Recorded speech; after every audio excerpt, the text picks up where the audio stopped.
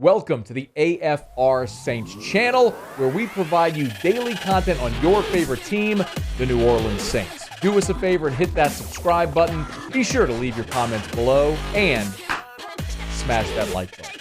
Who dat? Saints are back at it on Tuesday. Our good friend, Brooke Kirchhofer, was there at Saints camp. Good enough to join us now for a couple of minutes. Brooke, we appreciate the time. How are you? Thanks, Matt. I'm good. How are you? Doing fantastic. Let's start with a little bit of news that I noticed has kind of broken maybe in the last hour or so. Kawaan Baker, the wide receiver, looks like he's going to be suspended. What can you tell us there? That actually just happened in the last, over the last hour. We actually were just working in the media room, so it wasn't something that was talked about when we were with Dennis Allen after practice. Of course, the Saints released that Kawaan Baker is suspended 6 games for violating NFL policy on performance-enhancing substances.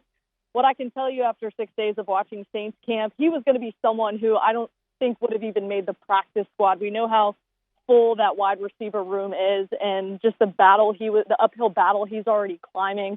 So I don't think that's going to end up being an issue for the Saints going into the season. But 6 games, big suspension if he were to make the team. Okay, that does make a lot of sense. That was going to be an uphill climb there. And, man, this is disappointing. I saw that you shared this tweet from Mike Garofalo as well about Smoke Monday, who was one of the more significant undrafted free agents for the Saints, the rookie safety. What do we know?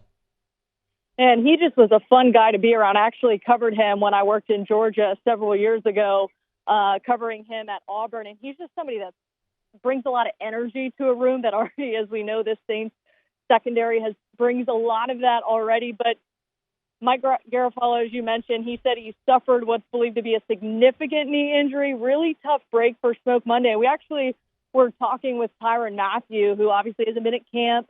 But when he was here for his own camp that he put on at the Saints facility not too long ago, I asked him about some of these young guys coming in, and Smoke Monday was one of the names that was brought up, and that they're in constant communication. He has Smoke Monday actually over at his house often, having dinner, kind of going through things, a little bit of a mentorship role. It's a really tough break for him. Did you all see the injury happen? I did not see it. And from what I heard around the room, I don't think any cameras actually spotted the injury. Got it. You did mention Tyrann. This is almost obligatory at this point. Anything new there? Any rumblings around the newsroom or what might be going on there? Nothing coming out yet, but I will say the surprising thing is just how supportive the Saints have been when they are asked about it. Anytime Tyrann Mathieu is brought up, they make it seem like this is a non-issue right now and that he's going to be back soon. Of course, he was there for all of minicamp and OTAs, so very surprising when that excused absence came about, that he's dealing with a personal matter. The Saints said yesterday, they're going to welcome him back with open arms when he comes back. But of course, it's been kind of confusing, right? With his social media taking down all the Saints posts on his Instagram. It's really up in the air what's going on with Mathieu. Getting the Saints camp report. Brooke Kirchhofer is with us, WWL Television in New Orleans. I noticed you posted a video today of Trevor Penning, and he is very quickly becoming one of my favorite players because I love an offensive lineman with a mean streak like this. Fill us in. What's it been like? Because we see clips, right? We see these 15-second clips, him getting into it today with JT Gray. Aside from just those little clips we've seen, what's it been like watching the rookie first-rounder offensive lineman? So before these scuffles even started, about day 3, day 4, I just took a chance and watched him. Just watched him off to the side. And I could tell that after the play, well after the whistle is blown, he's got hands on the defensive lineman, or even if they're just in regular offensive line drills where they're on each other. And I'm thinking, okay, I'm seeing this Mauler mentality we talked about during the draft. And then, of course, you see the first scuffle he gets in. He swings at Peyton Turner, who we all know is not a small guy by any means. And then Taco Charlton, and he's not backing down at all. 2 huge guys go after him. And then today, bigger scuffle again. Him and JT Gray, little back and forth after the play. he's got his hands on JT Gray. JT Gray doesn't like it. He turns around at him. And what we saw was someone just retreat, which was kind of, I mean, that's the only way I can describe it. You just saw JT Gray lock eyes with Penning. Penning bucked, and JT Gray was like, yeah, I'm good on that. And Alontae Taylor tried to break it up as well. And I'm thinking, man, this dude is just a dog. And when you see that, you know, reporters ask afterwards, like, is there any issues, whatnot? Oh, no. This is what the Saints want. And Dennis Allen has said from day one, he wants a competitive group. And this is the kind of things I think we're going to see. We've seen some defensive backs, too, kind of get into it a little bit with the wide receivers. They were giving Chris Olave a run for his money yesterday, and then today just yanking on him a little bit. It's just, I feel like that's one of the bigger differences between this year's training camp and last, is the competitive spirit is super high. Brooke, speaking of which, and staying on the offensive line, there were a lot of comments. I know you all got to speak to Cesar Ruiz, and there's no secret here. It's a massive year for him. I mean, if the Saints are going to pick up a fifth-year option, I mean, he has to take that step forward. Is there any indication that it looks like he's ready to do that? So when we asked him today, and I think it took 4 or 5 questions to finally get him to answer, hey, looking at the tape last year, be for real. What are we working on? I mean, we all know the scrutiny. He knows the scrutiny he was under. I mean, he has to see that, right, as a young guy on social media. And he said he actually is working on his confidence. That's something that he wants to play more freely. He felt like he didn't play that way last year and was in his head. He also talked a little bit, too, about working on his hands, and that's been helpful with Jari Evans, interning, working with him separately off to the side. So I think he thinks he has everything going for him as far as making that step.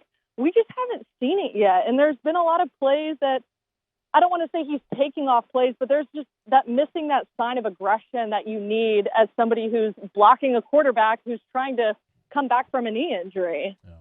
Jameis, by all accounts, the quarterback you're talking about, seems to be moving fluidly with no hesitation. It seems, Brooke, like he's just in command of the team. Isn't it odd, though, that your starting quarterback coming off a knee injury is not really a focal point of this conversation that people are talking about? I know, right? And when you think about knee injuries, we all know when you have that mass knee injury, it's a 9-month recovery. He's nowhere near 9 months yet.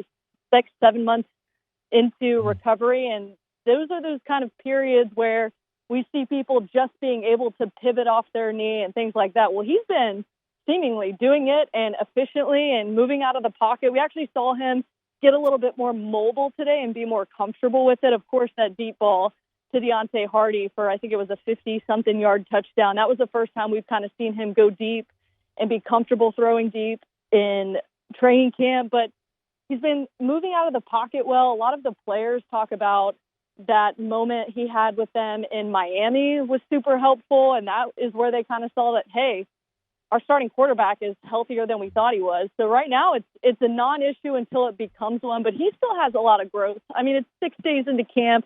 I think we're going to continue to see the connection between the wide receivers and Jameis Winston progress, but it's not where it needs to be just yet. 2 more. Number 1, anybody that we haven't talked about that is standing out so far early in camp? We haven't talked about it yet, but everybody in camp sure is. Paulson Adebo. Coming in off a rookie year where he just stood out and was so impressive, came in and into a very challenging role. I mean, you're opposite Marshawn Lattimore, and he has just been confident in year 2 and has made a jump. He looks a little bit bigger, was able to put on more weight. And the guys say he's just playing with a lot more swagger, and he's more confident in that role, kind of getting chippy with the wide receivers. He's made a ton of pass breakups.